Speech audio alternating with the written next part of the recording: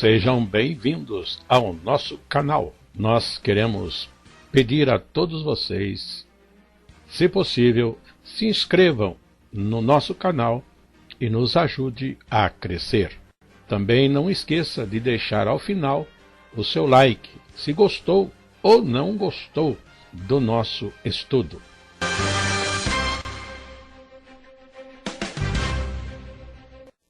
O programa a seguir é de inteira responsabilidade de seus idealizadores e apresentadores.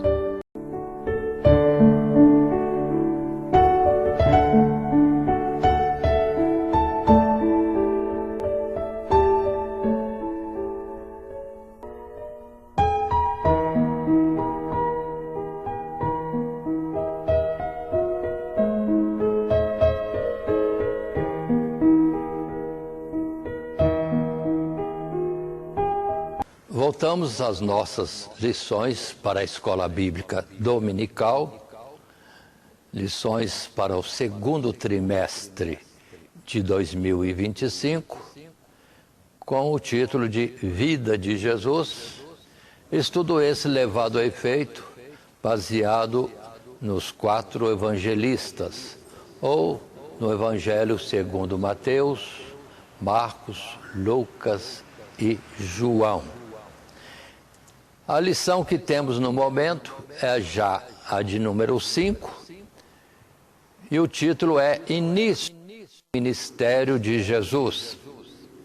E nossas lições são para as classes de jovens e de adultos da Escola Bíblica Dominical.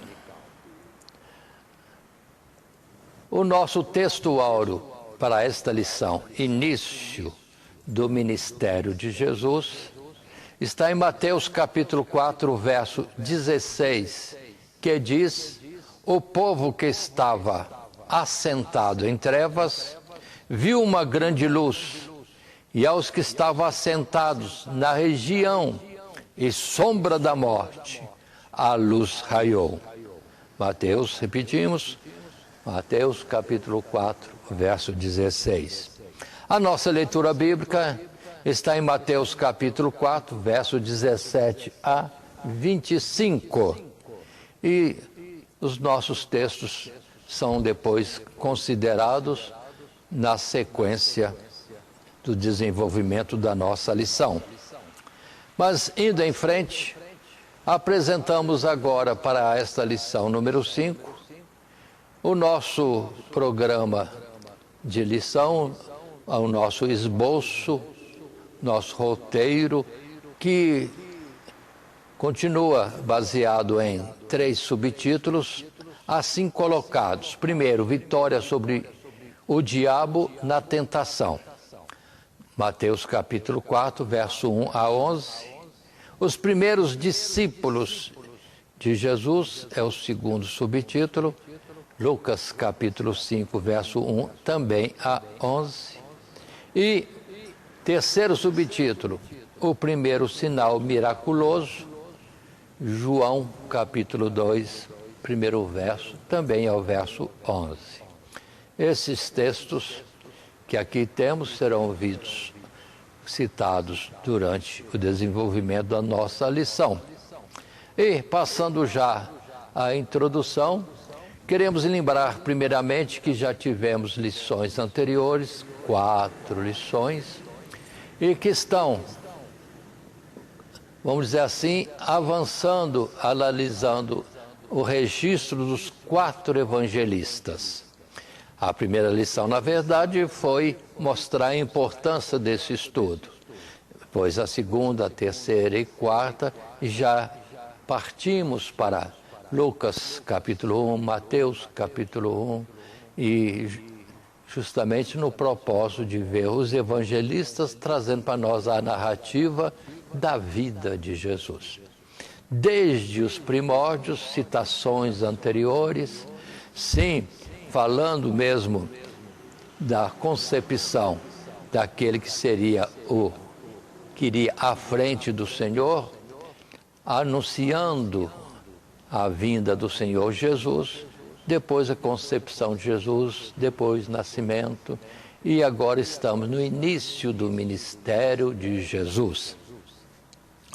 O texto que agora colocamos em tela, nossa introdução, diz para nós: após ter se apresentado junto às águas do Jordão para ser batizado e ali ter recebido os testemunhos tanto do precursor João como do próprio Deus, Jesus havia sido publicamente manifestado a Israel e em breve começaria o seu ministério, que desde o início seria assinalado com grande autoridade e poder. Porém, antes de caracterizarmos alguns desses feitos, queremos nos deter em 2 episódios de especial importância por início do ministério de Jesus: a tentação no deserto e a escolha dos primeiros discípulos ou apóstolos. Portanto, aí está o nosso propósito no desenvolvimento dessa lição 5, início do ministério de Jesus. Para falar do ministério, anteciparemos algum comentário, alguma análise a respeito da tentação de Jesus no deserto e depois, sim, aí a chamada escolha para os primeiros discípulos e apóstolos. Isso posto, vamos dar sequência à nossa lição, indo agora para o primeiro subtítulo: Vitória sobre o diabo na tentação. Ponto importante: antes de ir para o seu ministério, Jesus teve mais um momento, além dos anos na presença de Deus, agora um momento de preparação em jejum, em oração, para então enfrentar toda a luta que viria, conforme Paulo depois vai dizer que a nossa luta não é contra a carne nem contra o sangue, mas contra as hostes espirituais da maldade. E Jesus então entra num processo de preparação e combate espiritual. E o texto para nós está em Mateus capítulo 4, do verso 1 até o verso 11. Lembrando que este assunto da tentação de Jesus, outros evangelistas também fazem menção, mas aqui nós temos um texto mais completo e por nós eleito para apresentar no desenvolvimento dessa lição. Assim, lendo Mateus capítulo 4, verso 1 em diante. Então foi conduzido Jesus pelo Espírito ao deserto para ser tentado pelo diabo. E tendo jejuado 40 dias e 40 noites, depois teve fome. E chegando-se a ele o tentador, disse: se tu és o Filho de Deus, manda que essas pedras se tornem em pães. Ele, Jesus, porém respondendo, disse: está escrito, nem só de pão viverá o homem, mas de toda palavra que sai da boca de Deus. Então o diabo o transportou à cidade santa e colocou-o sobre o pináculo do templo e disse-lhe: se tu és o Filho de Deus, lança-te daqui abaixo, porque está escrito: aos seus anjos dará ordens a teu respeito e tomar-te-ão nas mãos para que não, ou que nunca, tropeças em alguma pedra. Disse-lhe Jesus: também está escrito: não tentarás o Senhor teu Deus. Novamente, o transportou o diabo a um monte muito alto e mostrou-lhe todos os reinos do mundo e a glória deles. E disse-lhe: tudo isto te darei, se prostrado me adorares. Então disse-lhe Jesus: vai-te, Satanás, porque está escrito: ao Senhor teu Deus adorarás e só a Ele servirás. Então o diabo o deixou, e eis que chegaram os anjos e o serviram. Então está esta parte importante na vida de Jesus e nesse início do seu ministério, primeiro se preparando espiritualmente e sendo tentado pelo diabo, o vence nas 3 investidas, simplesmente usando as Sagradas Escrituras, quando responde, está escrito. Ou seja, o escrito de Deus, ou que Deus mandou escrever, ou a instrução que vem inspirada por Deus, dá elementos suficientes para podermos guardar a nossa santificação e resistir a toda tentação que possa nos sobrevir. É o modelo de Jesus, dizendo sempre, está escrito. E lembre-se que o que Deus escreveu, Ele não mudou. Em Deus não há mudança, nem sombra de variação. Portanto, essas palavras permanecem firmes. Ainda que outras instituições possam alterar uma grande ousadia, mas Deus diz, nenhum tio cairá por terra.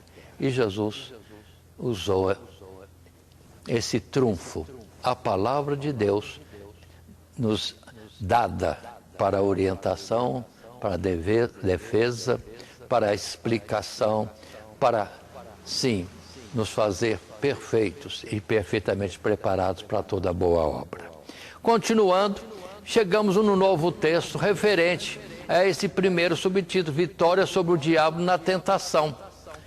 É referente a um primeiro parágrafo desse subtítulo e que nos diz o seguinte, passamos a ler. Os 3 evangelhos sinóticos, ou resumidos, Mateus, Marcos e Lucas, informam-nos que, quase imediatamente após o batismo, o Senhor Jesus foi conduzido pelo Espírito Santo ao deserto para ser tentado pelo diabo. Portanto, o propósito deste relato é demonstrar que, uma vez achado na semelhança da nossa carne e natureza, Cristo devia ser tentado em todas as coisas, assim como nós, mas ele sem pecado, a fim de provar ser fiel, sumo sacerdote, capaz de efetuar a eterna e perfeita salvação dos pecadores.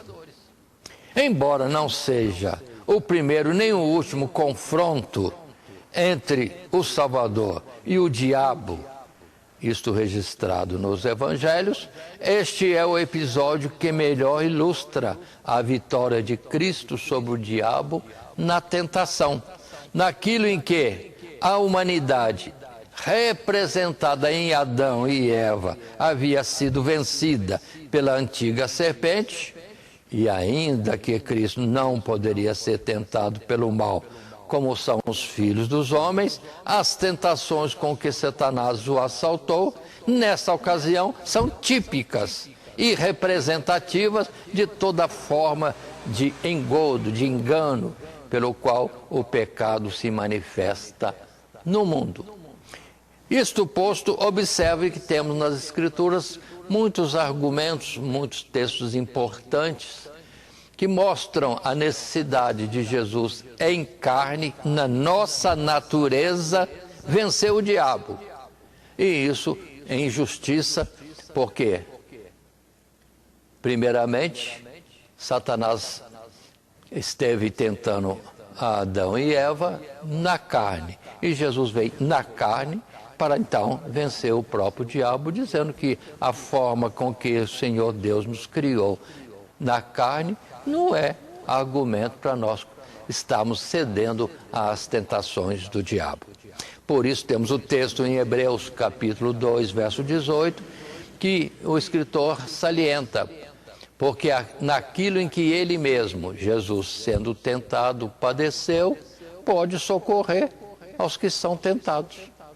Ou seja, de certa forma, eu falando, é como se Jesus, nesta nossa natureza e carne, estivesse como que percebendo, medindo, conseguindo ter a experiência de que é uma tentação sobre qualquer outro homem. Só que ele não pecou. E com essa forma, ele pode nos auxiliar a vencer qualquer tipo de tentação. Ainda aí em Hebreus, numa cor verde, lançamos em tela, no capítulo 4, verso 15, o dito: porque não temos um sumo sacerdote que não pode compadecer-se das nossas fraquezas, porém um que, como nós, em tudo foi tentado, mas sem pecado. Não foi vencido, não cedeu à tentação. Portanto, é o nosso modelo para nós também, com oração, com jejuns, com obediência a Deus, às Escrituras Sagradas, sim, não pecarmos no presente tempo. Também observa em 1 João, capítulo 2, o verso 16, que está escrito pelo evangelista João: porque tudo o que há no mundo, o que há no mundo? A concupiscência da carne, a cobiça da carne, a cobiça dos olhos e a soberba da vida não é do Pai, não é de Deus, mas do mundo. Então, na verdade, segundo esse texto, nós temos aqui Jesus como que nesse ato da tentação sendo provado. A ele foi oferecido a cobiça da carne, a cobiça dos olhos e a soberba da vida. Em nenhuma dessas coisas ele deixou-se levar, mas antes triunfou, analisando, citando e cumprindo aquilo que está nas Escrituras. Observemos isso. Continuando, podemos ir para um segundo texto, referente a um segundo parágrafo, nesse subtítulo: Vitória sobre o diabo na tentação. Texto esse que nos diz, estamos lendo a partir de agora: assim, na primeira tentação, Satanás se vale da fome que o Salvador experimentou ao final dos 40 dias de jejum, para sugerir que ele usasse seu poder como filho de Deus para saciar a fome que, sem motivo aparente, estava sofrendo. E o dito foi esse: se tu és o Filho de Deus, manda que essas pedras se tornem em pães. Mas a resposta de Cristo, a resposta de Jesus, reflete sua total confiança na palavra de Deus, e que não fora sem propósito que o Espírito Santo havia impelido Jesus até o deserto e o submetido àquela privação, ao jejum, à fome. Procurando desvirtuar essa confiança, o diabo sugere que Jesus poderia, então, livremente se expor a qualquer perigo, uma vez que a mesma palavra de Deus assegurava absoluta e constante proteção ao Filho de Deus em todos os seus caminhos. Se tu és o Filho de Deus, lança-te daqui abaixo, porque está escrito aos seus anjos, dará ordem a teu respeito, e tomar-te-ão nas mãos para que nunca tropeces em alguma pedra. Cristo Jesus rechaça esta sugestão por ser tão contrária à natureza de Deus quanto a anterior, pois seria o mesmo que testar a fidelidade e bondade de Deus por mera vaidade, presunção ou numa soberba própria, acrescento. Por fim, o diabo oferece uma proposta ao Salvador: conceder-lhe-ei todos os reinos deste mundo e a sua glória, em troca de um simples ato de adoração, ao que Jesus, o Cristo, repele o adversário por tão afrontosa injúria ao mandamento. Qual o mandamento? De adorar a Deus somente. E o dito é: vai-te, Satanás, porque está escrito: ao Senhor teu Deus adorarás e só a Ele servirás. Observe bem esses pontos. Ele faz a tentação, Jesus responde com a palavra. Aí ele diz: é a palavra? Tá bom, então pela palavra está escrito. Pode se lançar daqui abaixo, não vai acontecer nada de mal. Ou seja, muitos citam a Escritura alterando o sentido e numa outra posição de não só obediência e entendimento do propósito de Deus, mas como que se engrandecer naquilo que poderia acontecer por ser alguém da parte de Deus. Mas o correto é não ultrapassar qualquer ordem de Deus, ser tão somente aquele que obedece dentro dos propósitos. Lembremos daquele profeta a quem foi dado ordem de que, indo profetizar, no caminho não estivesse depois retornando, mas indo para um caminho e voltasse por outro sem comer nessa trajetória. Mas veio alguém e ele disse: não, eu também sou profeta, vem na minha casa você pode comer pão, beber água. E depois Deus cobra dele esse fato. O que Deus deu de autorização é autorização, o que Deus deu de proibição é proibição em todo o tempo. E artifício nenhum, razão nenhuma pode nos tirar da obediência estritamente ao que Deus mandou.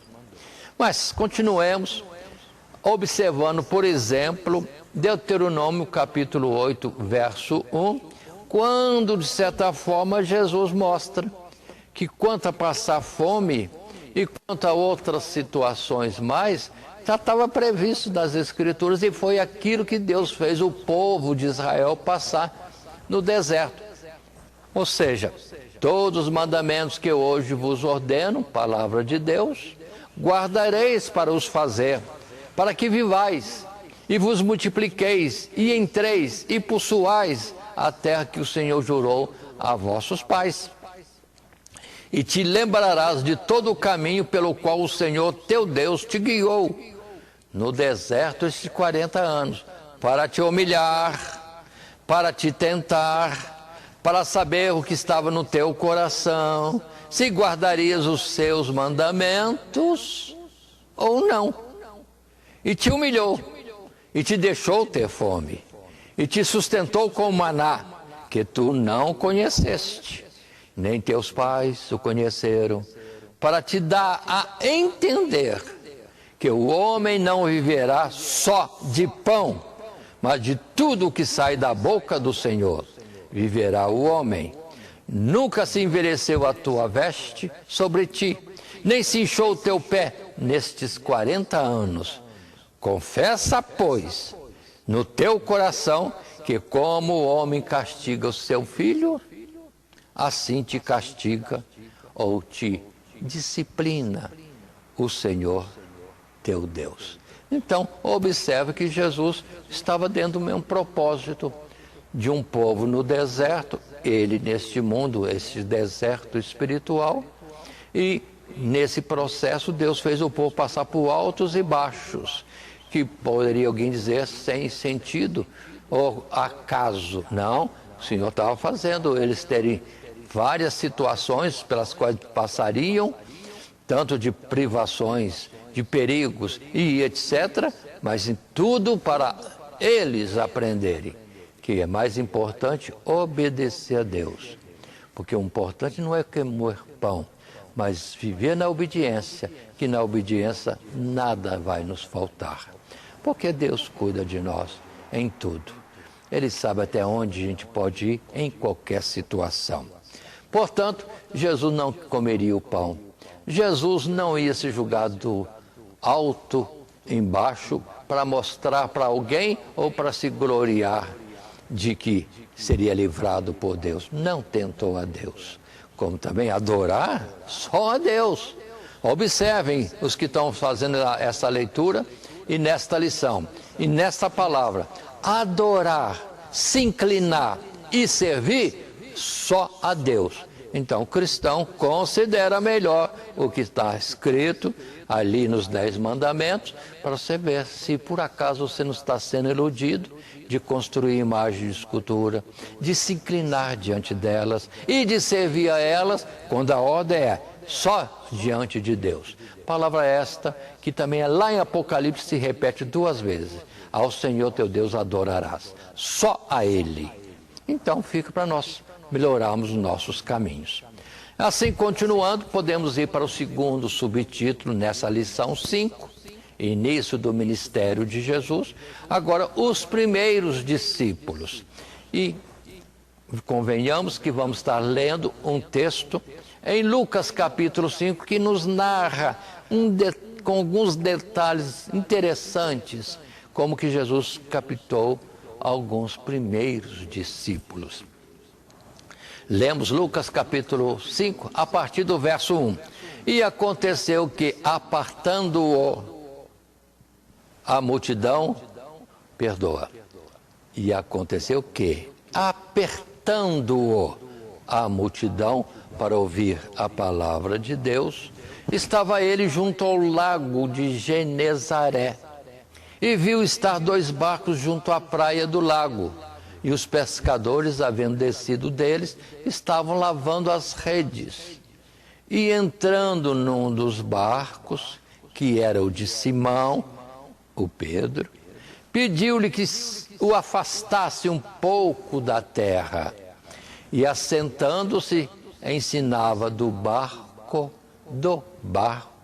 a multidão. E, quando acabou de falar, disse a Simão: faze-te ou vá ao mar alto e lançai as vossas redes para pescar. E respondendo Simão, disse-lhe: mestre, havendo trabalhado toda a noite, nada apanhamos.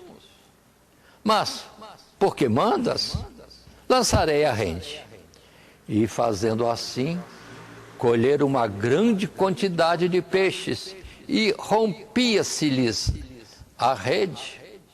Fizeram sinal aos companheiros que estavam no outro barco, para que os fossem ajudar. E foram, e encheram ambos os barcos, de maneira tal que quase iam a pique. E vendo isso, Simão Pedro prostou-se aos pés de Jesus, dizendo: Senhor, ausenta-te de mim, porque eu sou um homem pecador. Pois que o espanto se apoderara dele e de todos que com ele estavam, por causa da pesca que haviam feito.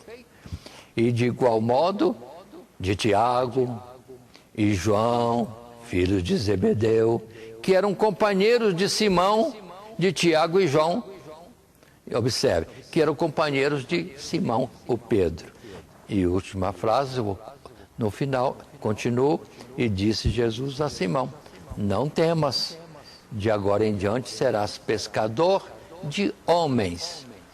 E levando os barcos para a terra,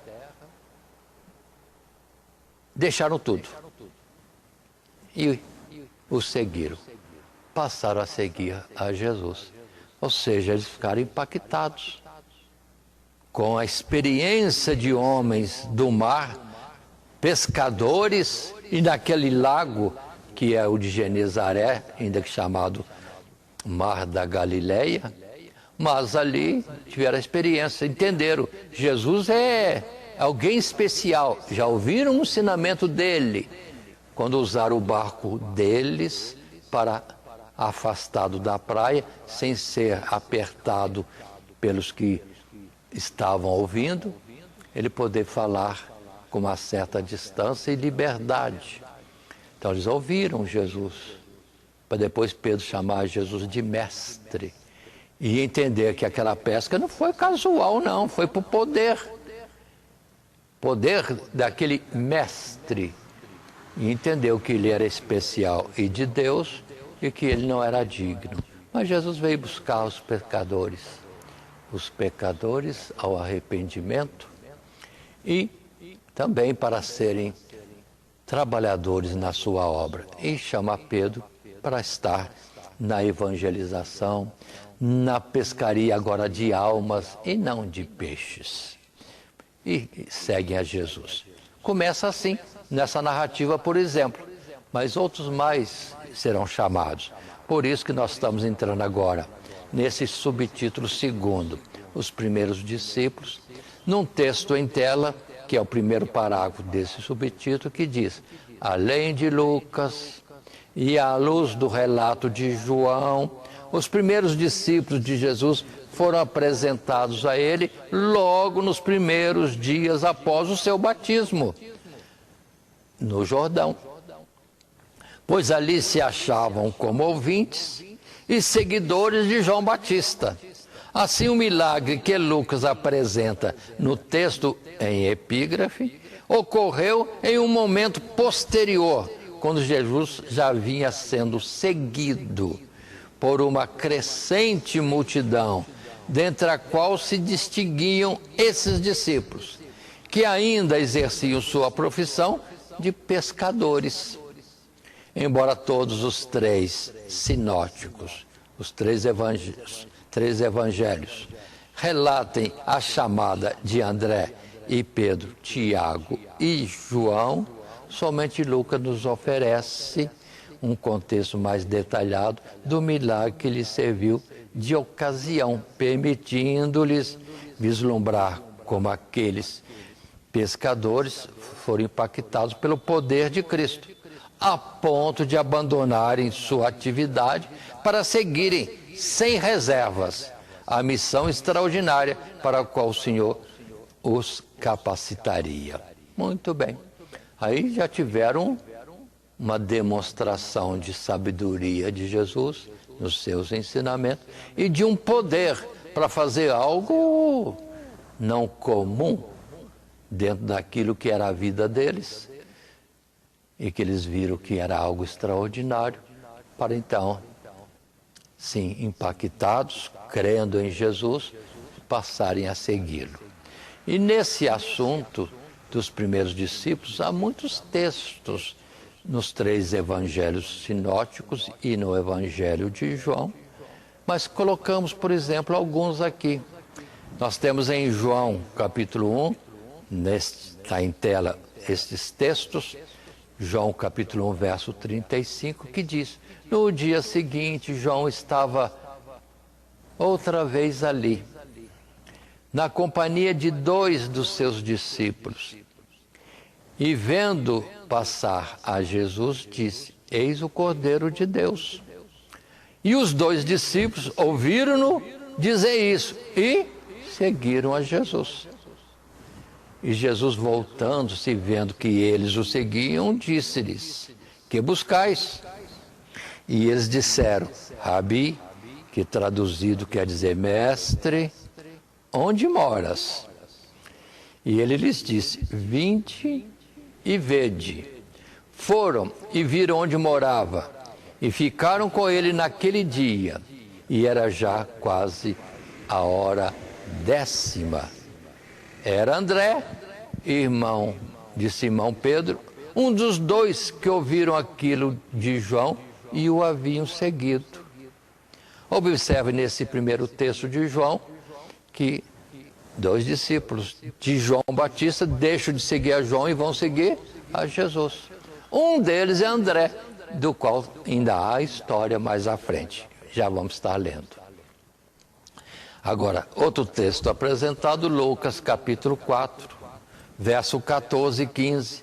Então, pela virtude do Espírito Santo, voltou Jesus para a Galileia, e a sua fama correu por todas as terras em derredor, e ensinava nas suas sinagogas, e por todos era louvado. Então, observe que Jesus estava percorrendo as terras, evangelizando, e foi para a Galileia de novo. Aí podemos ver lições anteriores, em que, se Jesus cresceu em Nazaré, lá na Galileia, depois nós vemos ele se deslocando para ali, a região do Mar da Galileia, na cidade de Cafarnaum. Jesus morou então em Nazaré, no seu crescimento, e depois em Cafarnaum, pelo que estava ali, e justifica essa narrativa, digamos assim, da pesca milagrosa, como alguns dizem. Continuando em Lucas ainda, capítulo 4, o verso 40 até o verso 44, mais um dito, e Jesus arrebanhando alguns discípulos. E ao pôr do sol, todos os que tinham enfermos de várias doenças, los traziam, e impondo as mãos sobre cada um deles, os curava. E também de muitos saíam demônios, clamando e dizendo: Tu és o Cristo, o Filho de Deus. E ele, repreendendo os demônios, não os deixava falar, pois sabiam que ele era o Cristo. E sendo já dia, saiu e foi para um lugar deserto, e a multidão o procurava, e chegou junto dele. E o detinham para que não se ausentasse deles. Verso 43, ele, porém, lhes disse: também é necessário que eu anuncie a outras cidades o evangelho do reino de Deus, porque para isso fui enviado. E pregava nas sinagogas da Galileia. Então observe Jesus percorrendo as diversas aldeias, povoados, e queria sempre estar andando. Por isso que também Jesus chegou a dizer: as raposas têm ninhos, ou os animais têm ninhos, ou covis, os pássaros têm os seus ninhos, mas o Filho do Homem não tem de onde reclinar a cabeça. Dentro da preocupação constante de ir aldeia após aldeia, pregando o evangelho do reino dos céus. Dando continuidade, outros textos, disse eu, existem que poderiam pelo professor serem escolhidos. Fica com esses que nós lemos, e ainda também podíamos citar Mateus capítulo 4, o verso 18 a 22, Marcos também no capítulo 1, os versos 14 e 15, como também dentro da própria nossa lição, digamos assim, ou leitura bíblica em classe, podíamos estar lendo Mateus capítulo 4, verso 17 até o verso 25. Isto posto,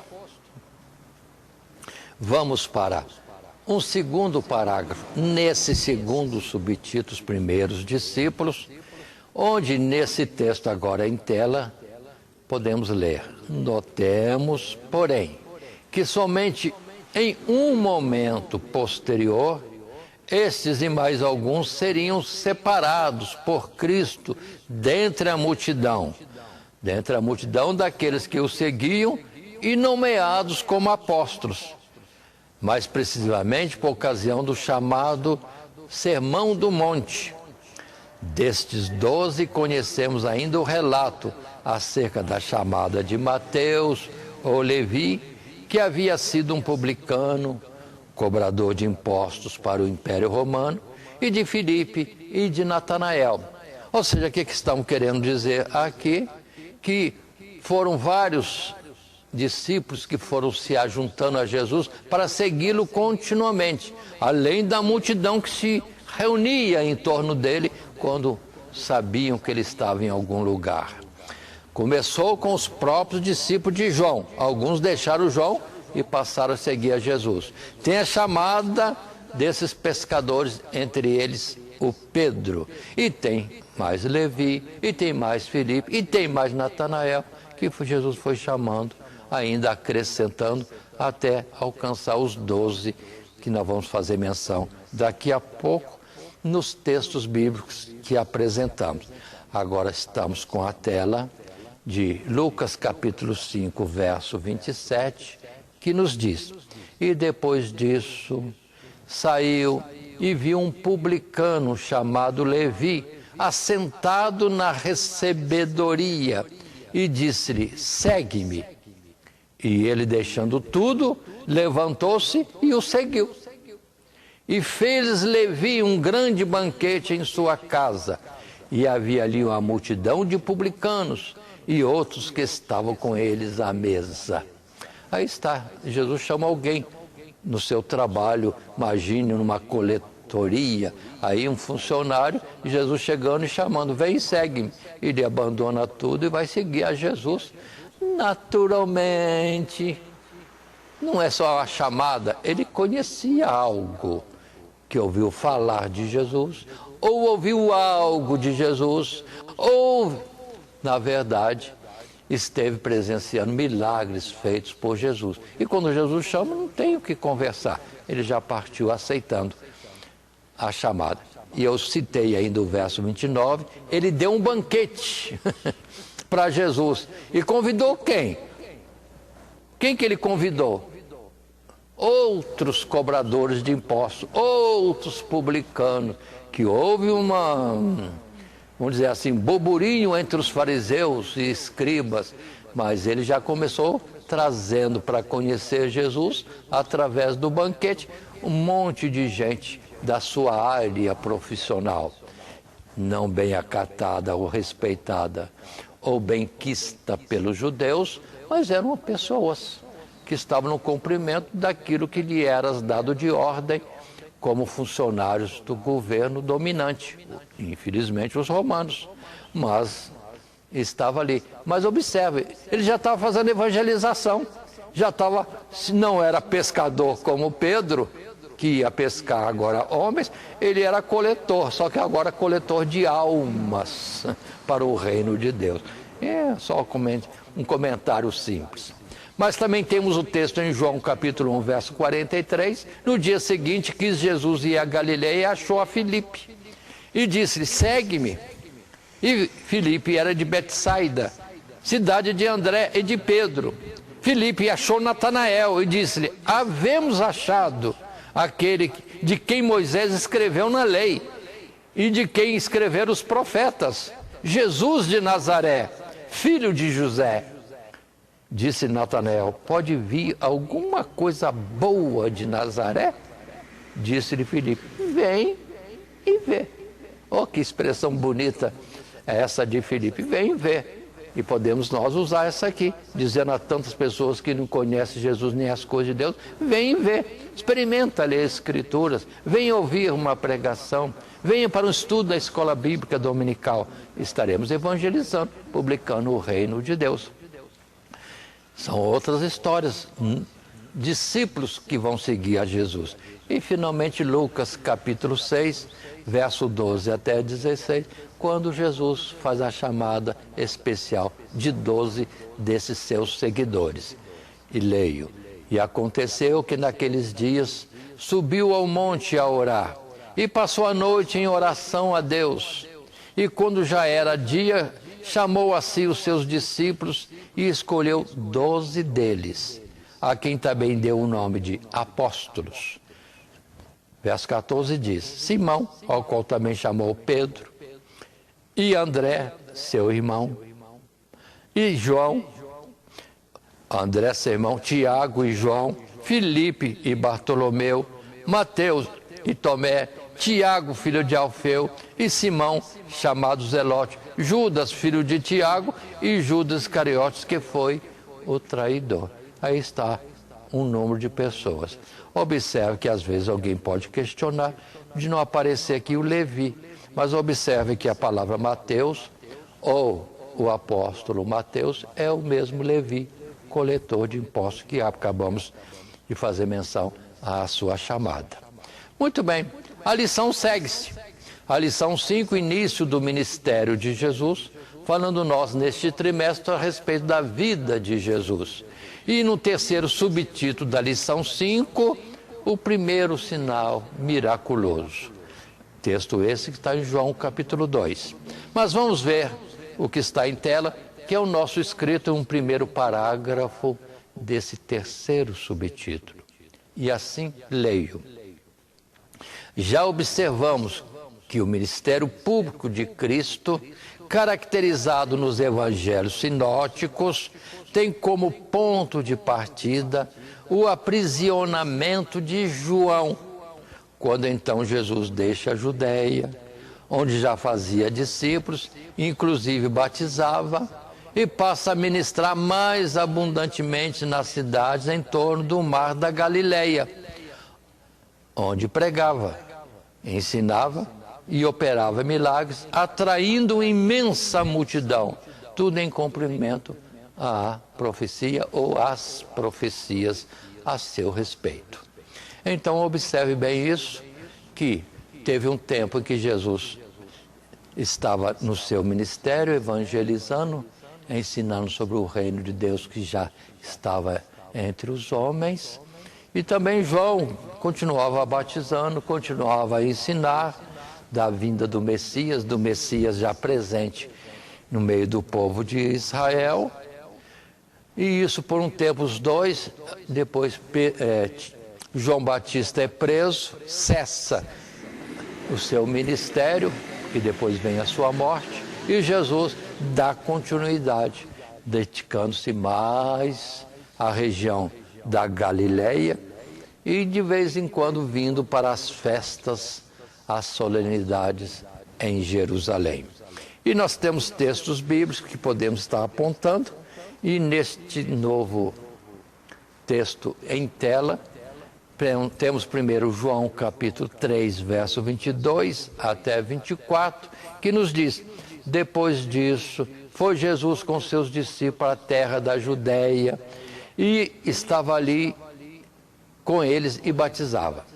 Ora, João batizava também em Enom, junto a Salim, porque havia ali muitas águas, e vinham ali e eram batizados, porque ainda João não tinha sido lançado na prisão.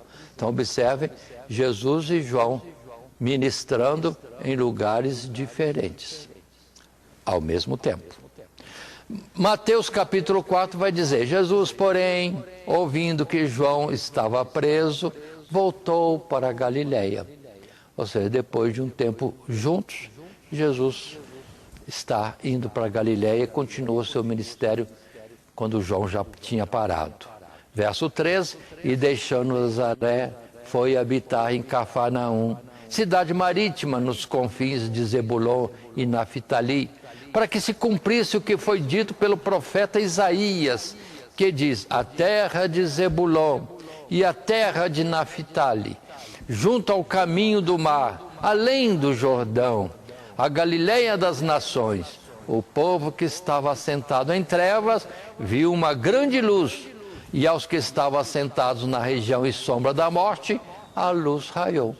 Ou seja, até a Escritura concorda que a região da Galileia, etc., aqueles entornos, era uma região como que de trevas, de afastamento de Deus, de muita incredulidade, sei mais o que mais poderia ter lá, como muitos endemoniados, né? Nós temos sempre citação disto, e todo mundo reconhecia que aquela região é a região de trevas.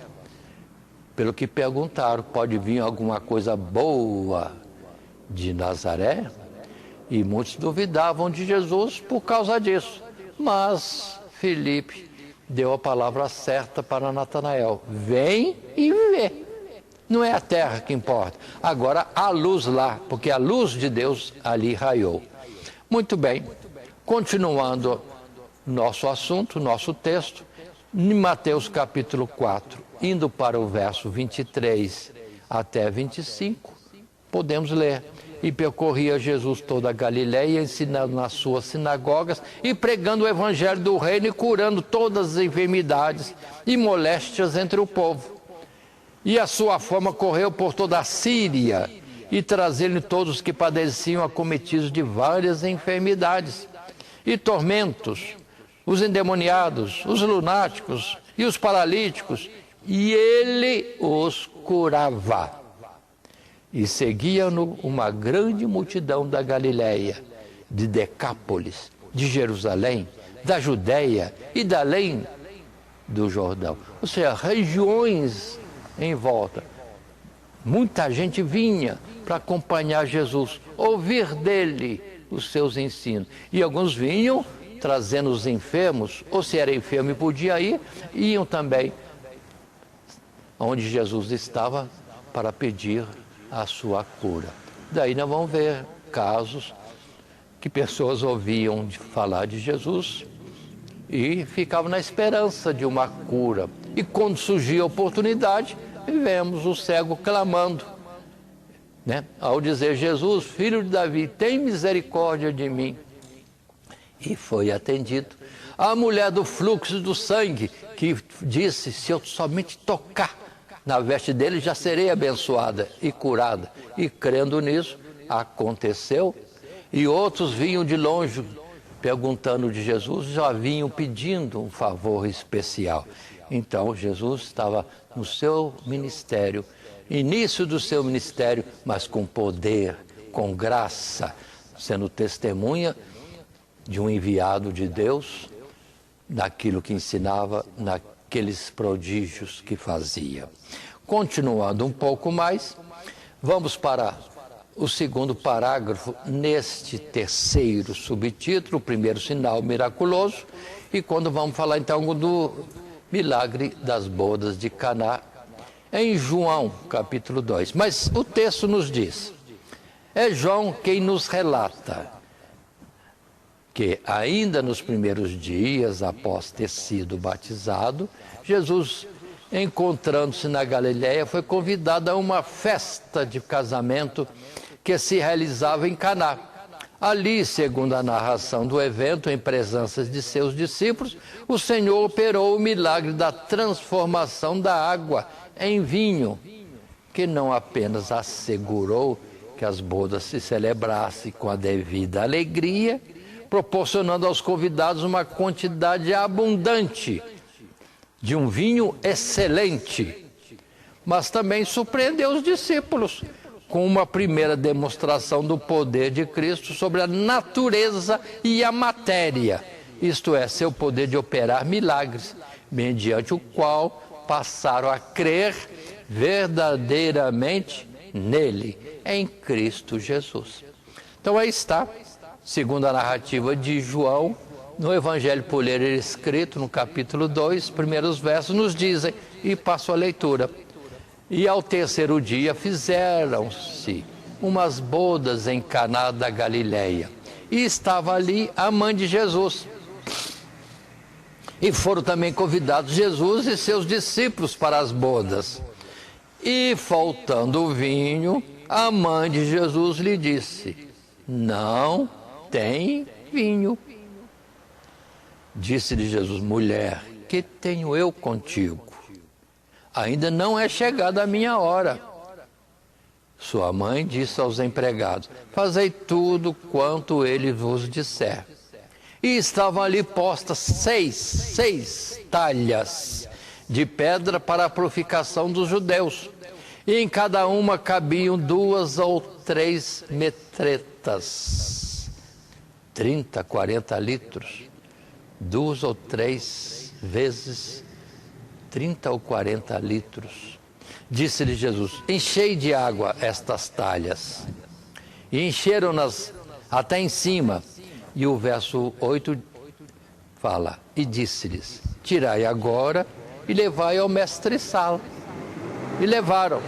E logo que o mestre-sala provou a água feita vinho, não sabendo de onde viera, se bem que o sabiam os empregados que tinham tirado a água, chamou o mestre-sala ao esposo e disse: todo homem põe primeiro o vinho bom, e quando já tem bebido bem, então o inferior. Mas tu guardaste até agora o bom vinho. Jesus principiou assim os seus sinais em Caná da Galileia e manifestou a sua glória, e os seus discípulos creram nele. Olha que texto lindo, que bonito. Aqui temos algumas considerações, e uma delas é que Maria, sua mãe, de vez em quando intervém no seu ministério. E Jesus se sente incomodado e chega a dizer para ela: que tenho eu contigo? Ou seja, há uma separação. Ele veio para obedecer ao Pai, conforme também, quando foi procurado, estando ele entre os doutores, Jesus disse: por que me procuráveis? Não sabeis que eu tenho que cuidar das coisas do meu Pai?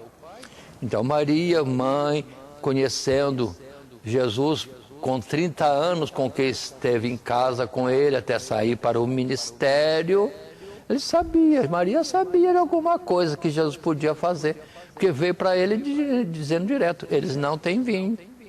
Ainda que Jesus, vamos dizer assim, mostrou a sua contrariedade, mas ela sabia da obediência dele e sabia que ele poderia fazer alguma coisa, simplesmente orientou os empregados: ó, o que ele mandar fazer, vocês façam. Se Jesus ia fazer grande coisa ou pequena coisa, Maria já não sabia, mas ela fez um pedido e orientou os empregados: obedeçam o que ele falar. E Jesus então manda encher talhas de água, sim, encher com água. E ele mandou levar ao que administrava a festa do casamento, mestre-sala, pronto. E aí percebeu-se, é vinho de excelência. E ficou notório o milagre de Jesus, ao nível dos grandes profetas do passado, transformando a natureza de alguma coisa em outra coisa, conforme a necessidade. Agora, só para curiosidade, que muitas vezes apresentam a sua curiosidade, metreta é uma medida de cerca de 30 a 40 litros. E cada jarro compunha duas ou três metretas. Então, no mínimo, 2 vezes 30 litros, 60. Se for 40 e for 3 metretas, então 3 vezes 4, 120. Então pode ser de 60 a 120 litros aquelas jarras. Vezes 6, em que a gente vai basear agora? Vamos supor que fosse 100, redondo, o volume de água nas talhas de pedra, cada uma com 100 litros. Vezes 6, Jesus forneceu para a festa 600 litros de um bom e excelente vinho. Aí está, para nós entendermos a operação. E muita questão se tem sobre o vinho, não vinho, é suco de uva, não sei o que mais, mas a palavra diz, é vinho. Só que Salomão já instruiu para não estar perto do vinho quando se mostra vermelho. Não beber bebida forte é outra orientação das Escrituras. E outra palavra do mesmo Salomão é saber medir o seu controle, ter controle sobre si mesmo para não vir a se embriagar. Então são várias situações, e com um detalhezinho que às vezes as pessoas perguntam para a gente entender. Ou seja, 600 litros aproximadamente de refrigerante hoje, que hoje é refrigerante, seria quanto, hein? 600. Se for PET 2 litros, 300 PETzinho de 2 litros. Fica só como curiosidade. Mas vamos em frente, dentro da nossa lição, porque estamos concluindo, e o nosso texto final agora em tela é: os acontecimentos que assinalam o início do ministério de Jesus apontam também para a consumação da sua obra, pois na tentação temos o prenúncio da sua vitória final sobre o diabo na cruz, na chamada dos discípulos, a preparação daqueles que levariam a boa nova de salvação até os confins da terra, que tem chegado até nós, e nós devemos dar sequência, e também nos primeiros milagres, a demonstração da virtude do reino dos céus, que havia primeiramente se manifestado em Cristo, mas que ele prometeu que acompanharia até o fim aqueles que nele crescem. Aquele que crê, os sinais os seguirão. Foi a palavra que Jesus disse.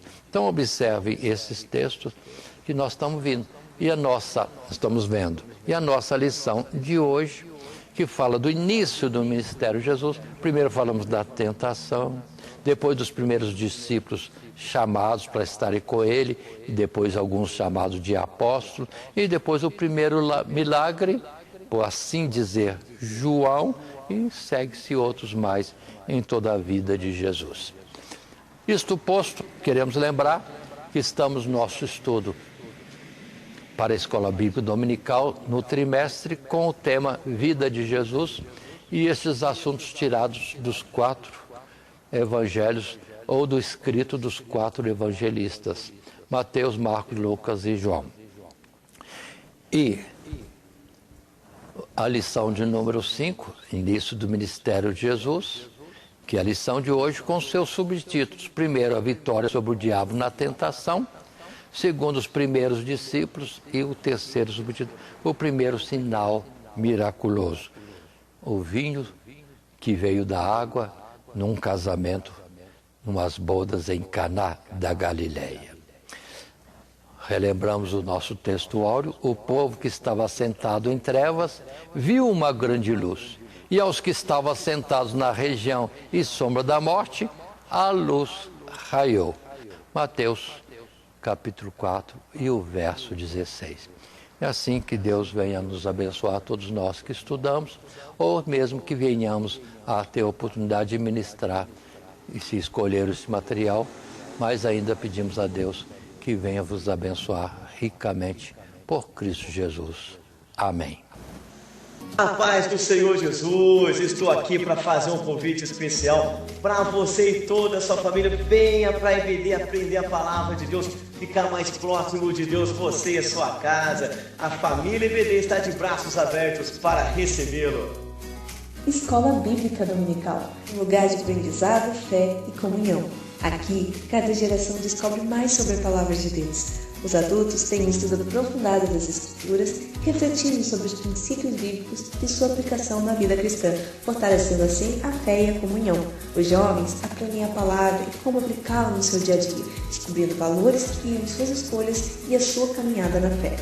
Os adolescentes encontram um espaço seguro para tirar dúvidas, compartilhar experiências e crescer espiritualmente com base nos ensinamentos bíblicos. Os juniores aprendem a palavra de Deus através da leitura, memorização e atividades interativas que despertam a curiosidade pela fé. Aqui, os pequenos aprendem sobre Jesus com brincadeiras, músicas e atividades lúdicas que tornam a Bíblia viva para eles. Até os bebês aprendem a palavra de forma adaptada ao seu entendimento, em um ambiente seguro e acolhedor. Cada sala é cuidadosamente estruturada para atender cada faixa etária, garantindo um ensino bíblico de qualidade e um ambiente acolhedor para toda a família. Aqui, sua fé se fortalece e sua família cresce em comunhão. Todos os domingos, às 9 horas da manhã, Escola Bíblica Dominical. Primeiramente, quero agradecer a todos que sintonizam o nosso canal. Canal voltado principalmente à transmissão, à divulgação da palavra de Deus. E ao encerrar o estudo desta noite, eu quero pedir a todos vocês, os que ainda não são inscritos em nosso canal, se inscrevam. Se inscrevam. Logo aí embaixo está aí a palavra inscreva-se. Clica nela. Somente isso. Se o estudo desta noite foi do teu agrado, você gostou, você concordou, clica aí no gostei. Gostei. Se você não gostou, é um direito seu. É um direito seu não gostar. Mas você pode manifestar isto. Para nós será importante isso. Saber que alguém não gostou. Clique no não gostei. Fácil. Não vai identificar você, nada. Simplesmente você vai expressar a sua opinião. Gostei, dedão para cima. Não gostei, dedão para baixo. E também pode Se você acha interessante compartilhar com seus amigos, compartilhe o nosso trabalho. Compartilhe. Aí embaixo, compartilhe. Você pode compartilhar no YouTube, pode compartilhar no Instagram, pode compartilhar no Facebook, pode compartilhar no Messenger, no WhatsApp.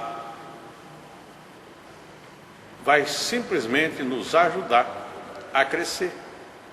Porque o nosso objetivo não é financeiro.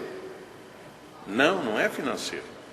Pode ver que os nossos trabalhos são todos sem fins lucrativos. Coopere conosco. Nos ajude. Temos também os nossos blogs, a nossa emissora na web, Rádio Net Grata Nova. Tudo isso você encontra aí embaixo na descrição do nosso vídeo, do nosso estudo. Dá uma olhada, todos os endereços estão aí, junto à descrição dos nossos estudos. E eu agradeço, primeiramente a Deus, por tudo que Deus tem feito nesses anos que nós estamos trabalhando na internet. E a você, que toda semana entra no nosso canal. Deus te abençoe. Todo dia, toda hora, muito mais prazer em ouvir. Radionet Grata Nova. Web Rádio, a qualidade que faz a diferença, cada vez mais necessária. Rede Grata Nova de Evangelização. Acesse nosso site www.horadadecisão.com.br. Hora da Decisão, tudo junto, sem acento.